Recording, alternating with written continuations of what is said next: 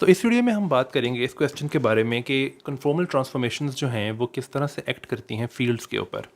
हमें ये पता है कि एक फील्ड, एक आर्बिट्ररी फील्ड जो है वो इस तरह से ट्रांसफॉर्म करती है।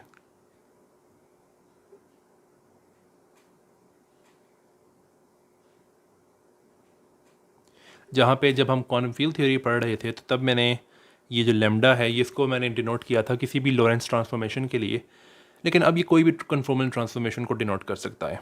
राइट, तो हम ये देख सकते हैं कि हर ट्रांसफॉर्मेशन के कॉरिस्पॉन्डिंग एक इस तरह का मैट्रिक्स होता है जो कि एक्ट करता है फील्ड के ऊपर।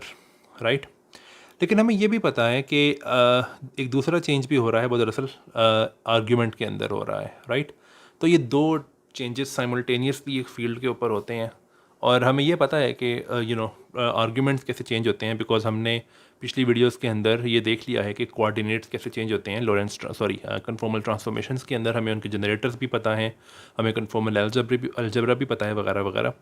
लेकिन ये जो पाई मैट्रिसेस हैं ये क्या हैं डिफरेंट कन्फॉर्मल ट्रांसफॉर्मेशंस के कॉरेस्पॉन्डिंग, ये हमें नहीं पता। सो हम ये कर सकते हैं कि टोटल ट्रांसफॉर्मेशन जो है फील्ड की उसको हम लिख सकते हैं इन इन्फिनिटेसिमल फॉर्म के अंदर। तो अगर मैं इस फाई को लिखूं एक इन्फिनिटेसिमल फॉर्म के अंदर, बिकॉज मैंने यहाँ पे जो फॉर्म लिखी है ये फाइनाइट फॉर्म है,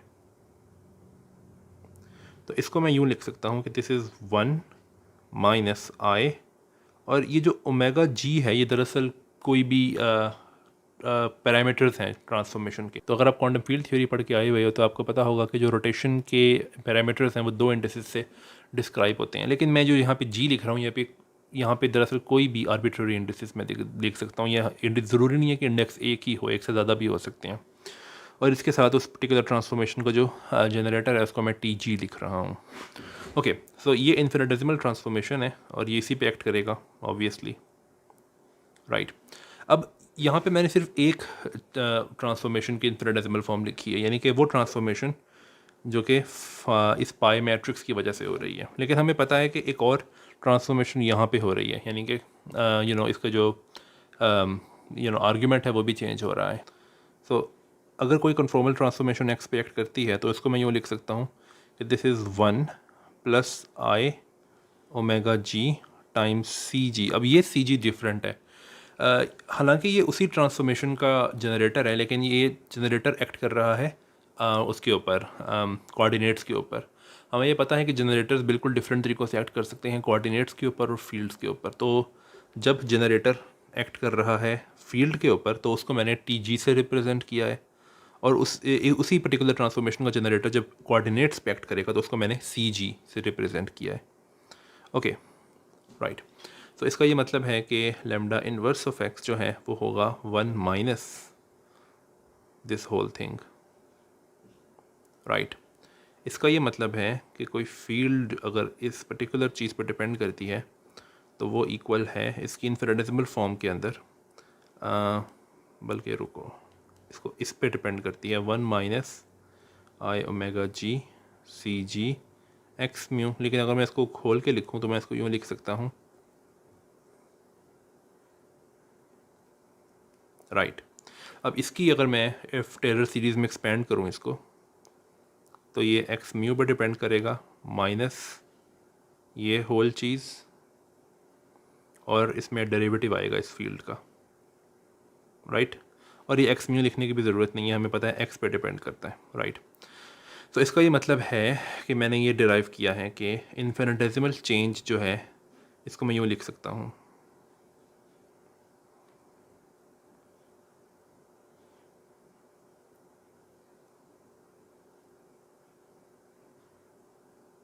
राइट, अब मैंने दो डिफरेंट चेंजेस की इन्फिनिटेसिमल फॉर्म लिखी है। एक चेंज वो है जो कि इस पाई मैट्रिक्स की वजह से आ रहा है और उसकी इन्फिनिटेसिमल फॉर्म ये लिखी हुई है। दूसरा चेंज जो है वो दरअसल इस फील्ड में जो इसका आर्ग्यूमेंट है उसकी चेंज की वजह से आ रहा है और उसकी इन्फिनिटेसिमल फॉर्म जो है वो ये है। राइट, तो इन दोनों इन्फिनिटेसिमल फॉर्म्स को अगर मैं एक साथ लिखूं तो देखते हैं क्या बनता है। तो मैं दोबारा अगर रिमाइंड करवाने के लिए ये ट्रांसफॉर्मेशन इक्वेशन लिख दूं,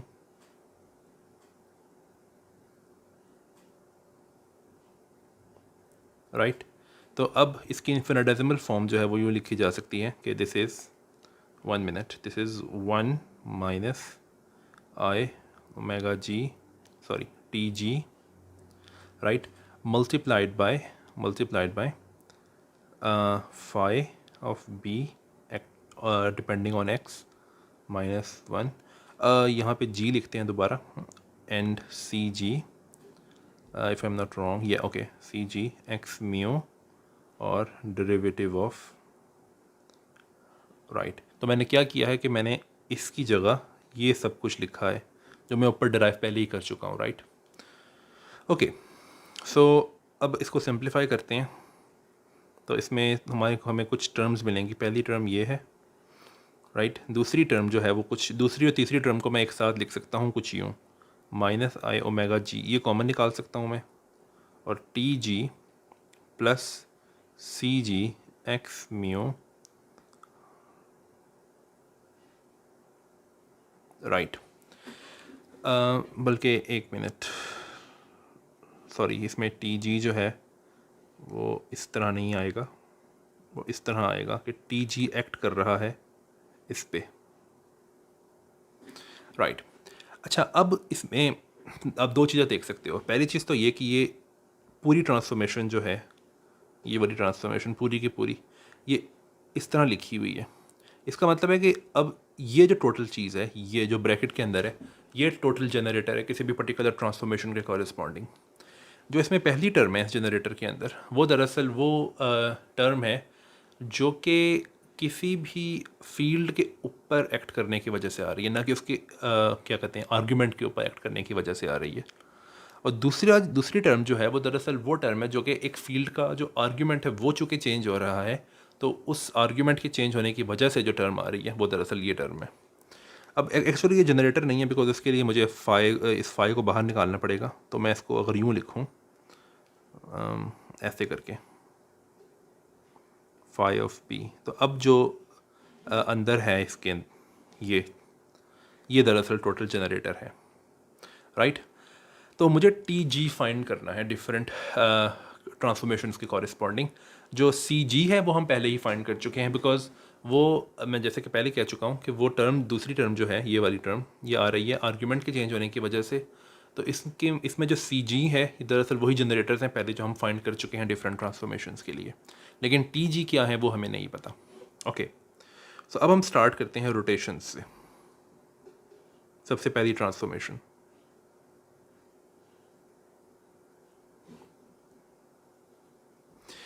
सबसे पहली ट्रांसफॉर्मेशन जो कि रोटेशन है, इसमें आपको पता होगा कि जो रोटेशन के पैरामीटर्स हैं वो क्या कहते हैं, स्पेसिफाई होते हैं दो इंडिसेस से।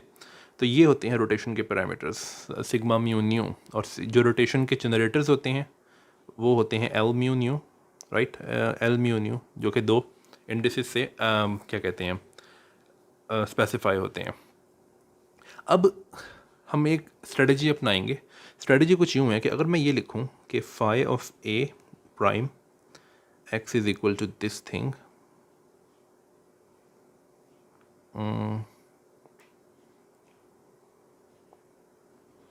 और अब अगर मैं ये काम ये करूँ कि x को ज़ीरो पुट कर दूँ, तो उससे होगा ये कि phi of a prime zero is equal to phi of a prime phi of b zero, क्योंकि अल्फ़ा इन्वर्स ऑफ ज़ीरो जो है वो भी ज़ीरो है, राइट। तो अब ये एक बहुत इंटरेस्टिंग इक्वेशन है, क्योंकि हो ये रहा है कि अगर हम एक फील्ड जो कि ओरिजिन पे है, क्योंकि x is equal to zero है, उसकी ट्रांसफॉर्मेशन देखें तो उसमें उसकी ट्रांसफॉर्मेशन जो है उसमें सिर्फ एक कंट्रीब्यूशन है, और वो है ये पाई मैट्रिक्स जो है उसकी वजह से, क्योंकि आर्ग्यूमेंट तो चेंज हो ही नहीं रहा। जो आर्ग्यूमेंट यहाँ पे है वही आर्ग्यूमेंट यहाँ पे है, राइट। तो इसलिए आर्ग्यूमेंट चूँकि चेंज नहीं हो रहा, तो अगर हम एक ऐसी फील्ड की ट्रांसफॉर्मेशन देखें जो कि ओरिजिन पे है, तो उसकी ट्रांसफॉर्मेशन में जो कंट्रीब्यूशन है वो सिर्फ और सिर्फ पाई मैट्रिक्स की है, और उस ट्रांसफॉर्मेशन का अगर हम जनरेटर देख लें तो दरअसल वही वो जनरेटर है जो कि हम फाइंड करना चाहते हैं, यानी कि टी जी किसके लिए, रोटेशंस के लिए। अब चूँकि एल म्यू न्यू जो है वो दरअसल जनरेटर है फील्ड के क्या कहते हैं रोटेशंस के लिए, तो मैं इसको डिफ़ाइन ऐसे कर सकता हूँ कि जब ये किसी फील्ड के ऊपर एक्ट करता है जो कि ओरिजिन पे है, तो ये बिल्कुल एक मैट्रिक्स मल्टीप्लाई करने के बराबर है, राइट। क्योंकि हमें पता है कि आर्ग्यूमेंट चेंज हो नहीं रहा, तो जो आर्ग्यूमेंट यहाँ होना चाहिए वही आर्ग्यूमेंट यहाँ होना चाहिए, राइट। तो अब हम देख सकते हैं कि ओरिजिन पे जो फील्ड है उसकी ट्रांसफॉर्मेशन जो है वो, उससे हमें पता लग गया है कि जो टी मैट्रिक्स होना चाहिए था उसके लिए रोटेशंस के लिए, वो दरअसल ये है एस म्यू न्यू। इसको हम स्पिन ऑपरेटर भी कहते हैं, इसके बाद हम बाद में करेंगे। लेकिन एक क्वेश्चन उठता है, क्वेश्चन ये है कि एक ऐसा पॉइंट जो कि ओरिजिन नहीं है, वहाँ पे रोटेशन जनरेटर कैसे एक्ट करेगा, वहाँ पे रोटेशन जनरेटर क्या है टोटली। तो उसके लिए हमें ये करना पड़ेगा कि चूँकि हम इसमें आपको ये समझने की ज़रूरत है कि L mu nu times phi of this thing. अब सबसे पहले तो ये समझने की ज़रूरत है कि ये जो फाई ऑफ ए है ये एक ऑपरेटर है, राइट। इस पर जब ये जनरेटर एक्ट करता है एल म्यू न्यू, तो ये तब भी एक ऑपरेटर रहता है। अब एक ऑपरेटर जो कि लोकलाइज्ड है x is equal to zero पे, यानी कि x is equal to zero पे वो एग्जिस्ट करता है, अगर हमने उसकी वैल्यू देखनी है किसी और पॉइंट पे, तो हमें उस पर ट्रांसलेशन जनरेटर एक्ट करना पड़ता है। तो अगर हमारे पास कोई भी ऑपरेटर है म्यू सॉरी ओ, जो कि एक्ट करता है सिर्फ ओरिजिन पे, तो उसको अगर हमने ट्रांसलेट करना है किसी और पॉइंट पे, तो उसके लिए जो ट्रांसलेशन जनरेटर है वो ये है एक्स म्यू पी म्यू, और यहाँ पे एक्स न्यू पी म्यू कर लो, राइट। तो इस तरह से ट्रांसलेशन होती है किसी भी ऑपरेटर की। तो अगर हमने एक्स एल के साथ ऐसे देखना है इस ऑपरेटर के साथ, तो इसके साथ भी हम यही काम करेंगे, एल म्यू न्यू। मैं किसी वजह से कुछ फासला दे रहा हूँ बीच में, तो हम इसके यहाँ पे भी ट्रांसलेशन जनरेटर एक्ट करेंगे, ट्रांसलेशन ऑपरेटर एक्ट करेंगे, और यहाँ पे भी, राइट। ये बातें आपको पता होंगी अगर आप क्यू एफ टी पढ़ कर आए हुए हो, राइट। अच्छा, अब मैंने बीच में फासला इसके इसलिए दिया था, बल्कि एक काम करते हैं, यहाँ पे समेशन इंडेक्स में अल्फ़ा बीटा यूज़ कर लेता हूँ, क्योंकि म्यू न्यू मैंने यहाँ यूज़ किया हुआ है, तो मैं यहाँ पे कर लेता हूँ बीटा। ओके, तो अब मैंने बीच में जो जगह छोड़ी थी वो एक वजह से छोड़ी थी। मैं यहाँ पे चूँकि बीच में आइडेंटिटी मैट्रिक्स है, यहाँ पे कुछ भी नहीं है, राइट। तो इसको मैं यहाँ पे दो चीज़ें इंट्रोड्यूस कर सकता हूँ। मैं यहाँ पे कर सकता हूँ इंट्रोड्यूस ये माइनस आई एक्स, मुझे कोई और समेशन वेरिएबल चाहिए, सिग्मा ले लेते हैं, और ये इसी का इन्वर्स यानी कि एक्स और कोई समेशन वेरिएबल लैम्डा ले लेते हैं, लैम्डा, राइट। तो अब आप देख सकते हो कि यहाँ पे मैंने ये दो चीज़ें क्या कहते हैं इंसर्ट कर दी हैं। इससे कुछ फ़र्क नहीं पड़ता बिकॉज अभी भी ये आइडेंटिटी मैट्रिक्स के इक्वल ही है, बिकॉज ट्रांसलेशन ऑपरेटर और उसका इन्वर्स दोनों मैंने इंसर्ट किए हैं। तो अब ये इन तीन चीज़ों की बात करते हैं, इन तीन चीज़ों की। सो इन तीन चीज़ों की बात करने के लिए मैं इसको अगर लिखूँ, इसमें ए आना था यहाँ पे, right. So zero minus x alpha P alpha, तो ये बिल्कुल इसके इक्वल है और कुछ भी नहीं है ये, क्योंकि हमें पता है कि ये सिर्फ ट्रांसलेशन जनरेटर है, राइट। ओके, तो मैं इसकी जगह सब्स्टिट्यूट कर देता हूँ। तो ये है phi of a at x, इसको मैं ज़रा ऊपर लिख लेता हूँ, राइट। अब क्वेश्चन ये है कि ये चीज़ क्या है, ये, राइट। ये जो भी है वो दरअसल ये है कि रोटेशन जो है वो किस तरह एक्ट करेगी एक ऐसे फील्ड पॉइंट पे जो कि एक्स पे है, ओरिजिन पे नहीं है अब ये, राइट। तो हमने जो क्वेश्चन पूछना था वो यही पूछना था कि एक ऐसा फील्ड पॉइंट जो कि किसी और पॉइंट पे है अदर देन ओरिजिन, तो उस पर रोटेशन किस तरह से एक्ट करती है, तो उस पर रोटेशन जनरेटर क्या होगा, राइट। तो उस पर रोटेशन जनरेटर जो है वो इस चीज़ के इक्वल होगा जो कि मैंने यहाँ पे दिखाया हुआ है। मैं इसको दोबारा मार्क कर देता हूँ, ये चीज़। तो ये चीज़ है क्या, हम इसको कैलकुलेट कैसे कर सकते हैं। उसका तरीका जो है वो ये है कि हमें बेकर कैम्बल हाउसट्रोफ फार्मूला इसमें यूज़ करना होगा, जो कि आपको क्वांटम मैकेनिक्स जब आपने पढ़ी थी तब से पता होना चाहिए। तो बेकर कैम्बल हाउसट्रोफ फार्मूला कुछ यूँ है कि e to the power minus A multiplied by B multiplied by E to the power A और बी दोनों ऑपरेटर्स हैं, तो ये इक्वल होता है b plus b commutator a plus 1/2 factorial into b commutator a times with commutator a and so on, right. लेकिन हमें पहली तीन के अलावा आगे टर्म्स चाहिए ही नहीं होंगी। ओके, सो अब हम इस चीज़ को इवेल्यूएट करते हैं। मैंने समेशन वेरिएबल्स बदल दिए लेकिन उससे कोई फ़र्क नहीं पड़ता, राइट। तो अब हम अगर इस चीज़ को मिलाएं इस चीज़ के साथ, तो हम देख सकते हैं कि a जो है वो इक्वल है minus i times this thing इसके, और b जो है वो दरअसल एल म्यू न्यू है, राइट। तो अगर हम अब इस पे बेकर बेकर कैम्पबेल हाउसवर्थ फार्मूला लगाएं तो ये चीज़ जो है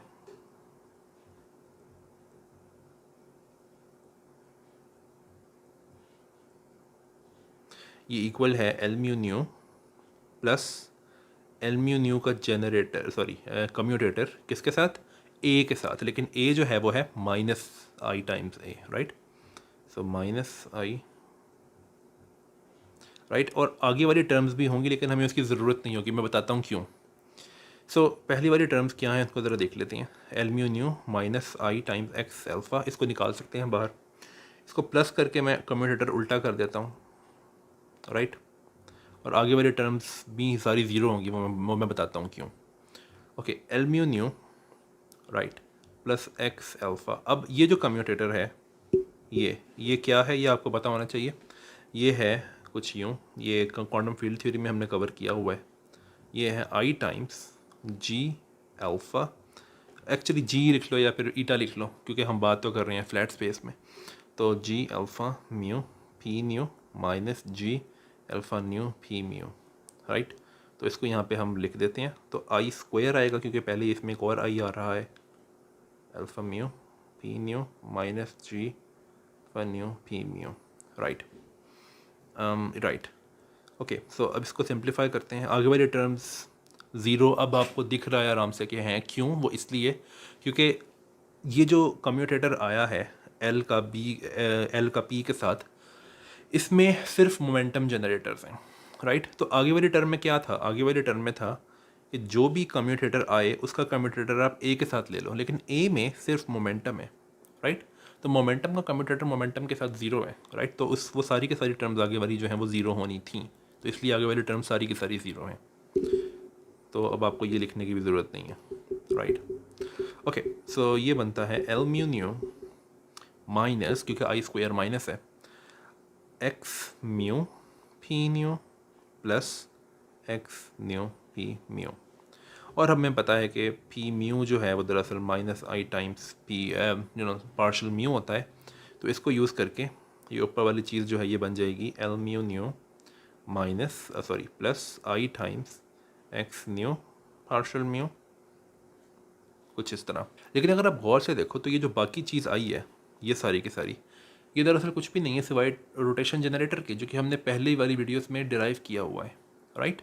तो हमें दिखा क्या कि हम क्वेश्चन ये पूछ रहे थे कि एक ऐसा पॉइंट जो कि ओरिजिन के अलावा कोई और पॉइंट हो, एक्स कोई भी आर्बिट्ररी पॉइंट, उस पर रोटेशन किस तरह से एक्ट करेगी। तो मैंने कहा कि वो इक्वल होगी इसके, लेकिन जब हमने इसको कैलकुलेट किया तो हमें मिला ये और ये। बट ये एल म्यू न्यू क्या है, हमें बहुत आराम से दिख रहा है, सॉरी, हमें बहुत आराम से दिख रहा है कि अगर एक्स ज़ीरो हो, राइट, तो इसका मतलब है कि ये दोबारा चला जाएगा ओरिजिन पे, राइट। और हमें पता है कि ओरिजिन पे एल म्यू न्यू किसके इक्वल होता है, एस म्यू न्यू के। तो इसका मतलब ये है कि कंसिस्टेंसी के लिए हमें ये जो एल म्यू न्यू है इसको इक्वल करना होगा एस म्यू न्यू के। तो इसका मतलब है कि एक आर्बिट्ररी लॉरेंस जनरेटर जो है, आर्बिट्ररी पॉइंट पे सॉरी लॉरेंस जनरेटर जो है वो इस तरह एक्ट करता है।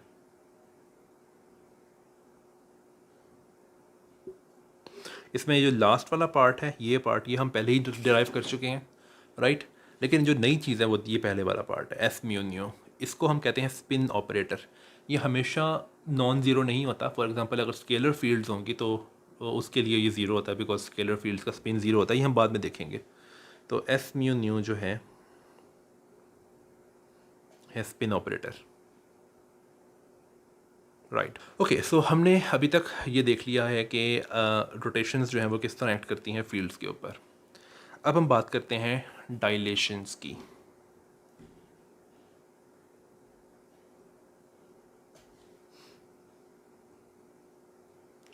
डायलेशंस में कुछ डिफरेंट नहीं है, सिवाय कैलकुलेशंस जो होंगी वो थोड़ी डिफरेंट होंगी, लेकिन जो तरीका कार है सब कुछ करने का वो एग्जैक्टली सेम है। अब आप देख सकते हो कि डायलेशंस जो हैं वो भी क्या कहते हैं, ओरिजिन को बिल्कुल इन्वेरिएंट रखती हैं। तो अगर मैं यही चीज़ दोबारा लिखूं,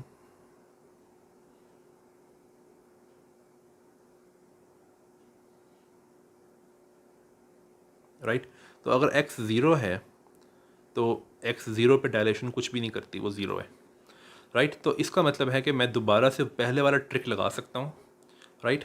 और मुझे पता है कि डायलेशन का जो वो है जनरेटर है वो d है। तो अब जिस तरह पहले मैंने रोटेशंस के लिए किया था, अब मैं डायलेशंस के लिए कर सकता हूँ। और इसका जो ये जो आइगन वैल्यू है इसकी, इसको हम कहते हैं डेल्टा टिल्ड, जो कि मैंने लिखा है यहाँ पे, राइट। लेकिन अगेन अगर आपको एक आर्बिट्ररी पॉइंट पे देखना हो कि डायलेशन किस तरह काम करती है, तो जिस तरह मैंने पहले लिखा कि सारा रीजनिंग की थी, बिल्कुल सेम रीजनिंग है, तो मैं अब सिंपली रिजल्ट लिखूँगा, तो वो बनेगा कुछ यूँ, ये चीज़ एक्ट करेगी फील्ड के ऊपर, राइट। तो अब हमें डिराइव करना है, सॉरी कैलकुलेट करना है कि ये क्या है। तो मैं तो इसके समेशन वेरिएबल डिफरेंट कर दूँ, बीटा बीटा, ओके। सो इसमें सेम फार्मूला लगेगा। सेम फार्मूला लगाने के लिए मुझे अगेन आइडेंटिफाई करने की ज़रूरत है कि अब ए जो है वो इक्वल है बिल्कुल पहले की तरह इसके इक्वल है, और बी जो है वो इक्वल है डी के, राइट। ओके, सो अब इन दोनों को क्या कहते हैं, यूज़ करके हम यूज़ करते हैं बेकर कैम्पबेल हाउसटन फार्मूला के अंदर। सो पहली चीज़ ये बनती है, सॉरी अभी कुछ भी नहीं बना, मैंने दोबारा पहले वाली चीज़ लिख रहा हूँ। तो ये इक्वल है डी प्लस डी का कम्यूटेटर माइनस इसके साथ, और डी का कम्यूटेटर पी के साथ क्या है, हम ये क्वेश्चन पूछ सकते हैं। डी का कम्यूटेटर पी के साथ जो है वो हमने डिराइव किया हुआ है, वो इसके इक्वल है। अब अगेन डी और पी के कम्यूटेटर, डी और पी के कम्यूटेटर में सिर्फ मोमेंटम आ रहा है, तो मोमेंटम का कम्यूटेटर दोबारा जब मैं ए के साथ लूँगा तो वो ज़ीरो है, तो आगे वाले टर्म्स देखने की दोबारा ज़रूरत नहीं है। इसको सिंप्लीफाई करते हैं, D minus I X alpha D P alpha, लेकिन ये जो है ये इक्वल है, अभी हमने देखा है कि ये है इक्वल आई टाइम्स पी अल्फ़ा के। तो इसको सिंप्लीफाई करूँ अगर मैं, तो D plus x alpha P alpha, लेकिन पी अल्फ़ा अगेन हमें पता है कि वो इक्वल है minus i times partial alpha. सो इसको यूज़ करके हम लिख सकते हैं इसको इस तरह से। लेकिन अगेन हम देख रहे हैं कि ये बिल्कुल वही चीज़ है जो कि हमने डी का कम्यूटेटर, सॉरी डी का जो डी है उसका एक्सप्रेशन हमने डिराइव किया था पहले, यानी कि जो डायलेशंस का जनरेटर है ये उसका एक्सप्रेशन है। Again x is equal to zero के लिए ये इक्वल होना चाहिए इसके, राइट। इसका मतलब है कि यहाँ पे जो डी है इसको मैं सिंपली लिख सकता हूँ इसके इक्वल, राइट। ओके, तो अगर मैं इसको इसके इक्वल लिख सकता हूँ तो ये दरअसल डायलेशन जनरेटर जो जिस तरह से एक्ट करता है किसी भी आर्बिट्ररी फील्ड पॉइंट के ऊपर, ये उसका एक्सप्रेशन है। यानी कि डायलेशन जनरेटर किसी भी पॉइंट के ऊपर अगर फील्ड के ऊपर एक्ट करेगा तो वो इक्वल होगा इसके,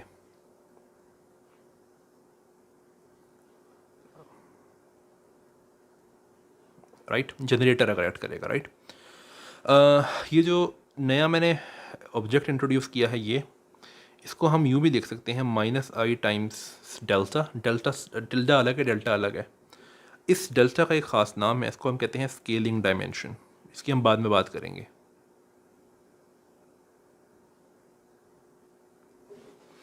राइट।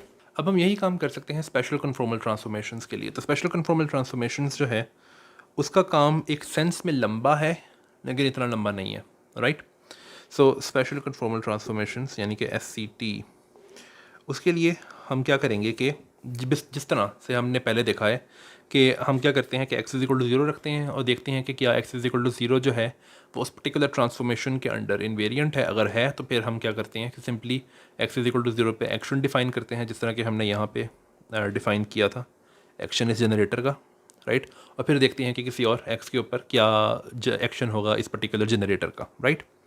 अब यही काम अगर हम स्पेशल कन्फॉर्मल ट्रांसफॉर्मेशंस के लिए करें, कुछ मुश्किल नहीं है देखना कि स्पेशल कन्फॉर्मल ट्रांसफॉर्मेशंस भी एक्स को, क्योंकि आपको याद होगा कि स्पेशल कन्फॉर्मल ट्रांसफॉर्मेशंस जो हैं उसका एक्सप्रेशन वो ट्रांसफॉर्मेशन किस तरह से करती हैं एक्स की, वो कुछ यूँ है कि it's x minus, if I am not wrong, x square b, इस तरह कुछ है।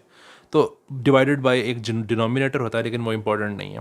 लेकिन इंपॉर्टेंट चीज़ ये है कि x is equal to zero अगर है तो अगेन क्या कहते हैं, ट्रांसफॉर्म्ड x जो है यानी कि x प्राइम वो भी ज़ीरो है, यानी कि x is equal to zero है तो लेमडा x जो है वो भी ज़ीरो है, और इसका मतलब ये है कि लेमडा इन्वर्स x जो है वो भी ज़ीरो है, राइट। तो अगेन मैं वही काम कर सकता हूँ कि मुझे पता है कि ये फील्ड ट्रांसफॉर्म किस तरह होगी, फिर जो ओरिजिन पे है वो बिल्कुल पहले की तरह होगी, राइट। अब मैं ये कर सकता हूँ कि हमें पता है कि स्पेशल कन्फॉर्मल ट्रांसफॉर्मेशंस का जो जनरेटर है वो के म्यू है। सो के म्यू जब एक्ट करेगा फील्ड के ऊपर तो वो इक्वल, इसको मैं रख देता हूँ कैपा म्यू के। ये कैपा और के डिफरेंट टाइम में ज़रा ध्यान रखना है, राइट राइट। सो अब एक क्वेश्चन उठता है, वो ये है कि अगर मैं सिर्फ उन ट्रांसफॉर्मेशंस की बात करूँ जो कि x is equal to zero वाली फील्ड के ऊपर एक्ट कर रही हैं, तो उसमें जो डायलेशन होगी, डायलेशन उसका जो जनरेटर होगा वो होगा सिर्फ इसके इक्वल, क्योंकि मैं सिर्फ x is equal to zero पे बात कर रहा हूँ, यानी कि मैं x is equal to zero पे बात कर रहा हूँ। और दूसरी बात ये कि जो रोटेशंस होंगी उसका जो जनरेटर होगा वो इक्वल होगा एफ म्यू न्यू के। और तीसरी बात ये कि जो स्पेशल कन्फॉर्मल ट्रांसफॉर्मेशंस हैं उसका जो जनरेटर होगा वो इक्वल होगा कैपा के, राइट। तो हमें ये पता है कि स्पेशल कन्फॉर्मल ट्रांसफॉर्मेशंस और डायलेशंस का जो कम्यूटेटर है वो किसके इक्वल है, वो इक्वल है माइनस आई टाइम्स के म्यू के। लेकिन अगर मैं x is equal to zero पे बात करूँ तो ये बन जाता है इसके इक्वल, राइट। मैंने कैपा यूज़ किया है इस बार। दूसरी बात ये कि स्पेशल कन्फॉर्मल ट्रांसफॉर्म कि जो डायलेशंस और रोटेशंस हैं ये कम्यूट करती हैं, ये बहुत ज़्यादा इंपॉर्टेंट पॉइंट है। और ज़ाहिर है x is equal to zero पे इसको मैं यूँ लिख सकता हूँ, ओके। अब अगर आपको लग रहा है कि मैं ये वाली कैलकुलेशन करने लगा हूँ, ये वाली कैलकुलेशन,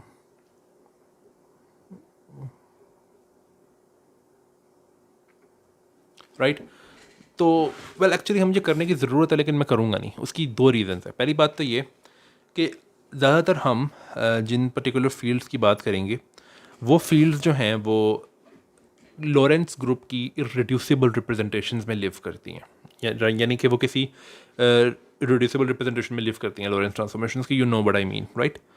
लेकिन अगर ये बात सच है तो इसका ये मतलब है कि आप देख सकते हो कि जो डायलेशंस हैं ये दरअसल कम्यूट कर रही हैं तमाम लॉरेंस ट्रांसफॉर्मेशन से, राइट।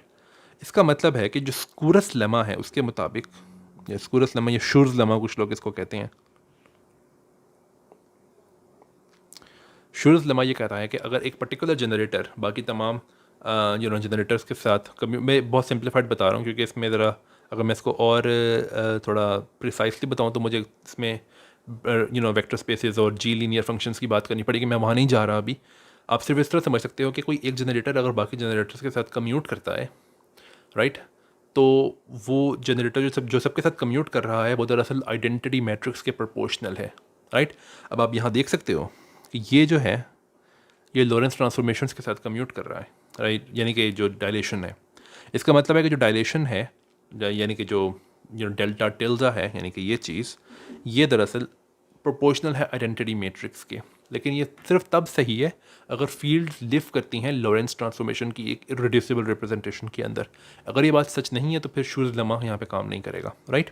लेकिन ज़्यादातर हम बात करेंगे उन फील्ड्स की जो कि लॉरेंस ट्रांसफॉर्मेशंस की इरेड्यूसिबल रिप्रेजेंटेशंस में लिव करती हैं, ओके। सो इसका ये मतलब है कि ये जो है इस प्रोपोर्शनल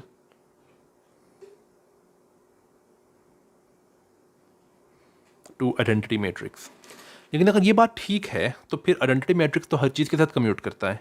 इसका मतलब है कि ये चीज़ ज़ीरो होनी चाहिए क्योंकि आइडेंटिटी मैट्रिक्स के प्रोपोर्शनल है ना लैम्डा टिल्डा जो है, राइट। तो इसका मतलब ये है कि चूँकि ये चीज़ अगर ज़ीरो है तो फिर कैपा म्यू जो है ये ज़ीरो है, तो कैपा म्यू बिल्कुल ज़ीरो है। इसका मतलब है कि जो स्पेशल कन्फॉर्मल ट्रांसफॉर्मेशंस हैं वो नॉन ट्रिवियली फील्ड के ऊपर एक्ट नहीं करेंगी, वो आर्ग्यूमेंट के ऊपर अभी भी एक्ट करेंगी, फील्ड के ऊपर एक्ट नहीं करेंगी। यानी कि उसका जो फाई मैट्रिक्स है वो आइडेंटिटी मैट्रिक्स है। और इससे हमें ये भी पता चलता है कि ये जो लेमडा टिल्डा है, सॉरी डेल्टा टिल्डा है, ये एक प्योर नंबर है क्योंकि ये प्रोपोर्शनल है आइडेंटिटी मैट्रिक्स के, राइट। और जैसे कि मैं पहले भी बता चुका हूँ कि ये इक्वल है माइनस इसके, और जिसको हम कहते हैं स्केलिंग डायमेंशन।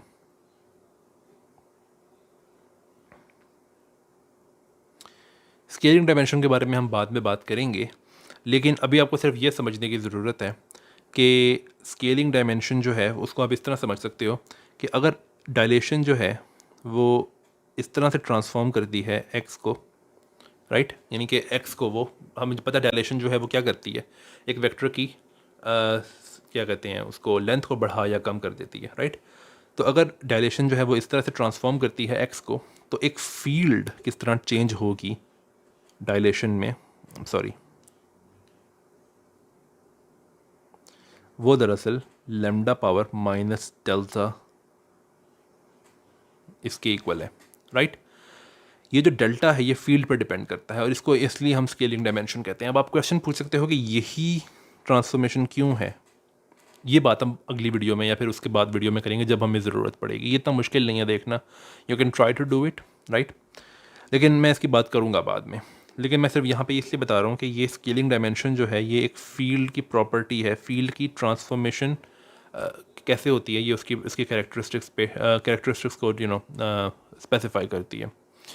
अब आप एक चीज़ देख सकते हो, बहुत इंपॉर्टेंट चीज़ है ये, कि अगर डायलेशन जो है वो इस तरह से चेंज करती है एक्स को, तो अगर मैं ये चीज़ कैलकुलेट करूँ तो एक्स म्यू और एक्स न्यू, तो इसका आंसर है ये, राइट। अब ये एक मैट्रिक्स है जिसके दो क्या कहते हैं इंडिसेस हैं, राइट। इस मैट्रिक्स का डिटर्मिनेंट क्या है, इसको मैं अगर यूँ लिख दूँ, राइट, तो इसका डिटर्मिनेंट है lambda times D, right, sorry lambda power D, या बिकॉज डी जो है वो नंबर ऑफ डायमेंशंस है, लेमडा पावर डी। तो अब आप इस फील्ड की अगर आप बात करो, ये जो फील्ड ट्रांसफॉर्म कर रही है ये वाली, तो इसको आप यूं भी लिख सकते हो,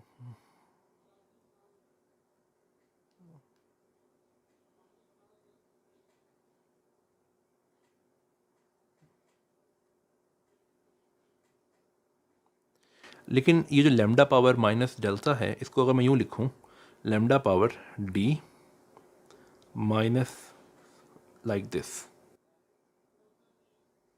तो ये चीज़ जो है इसको मैं यूं भी लिख सकता हूं,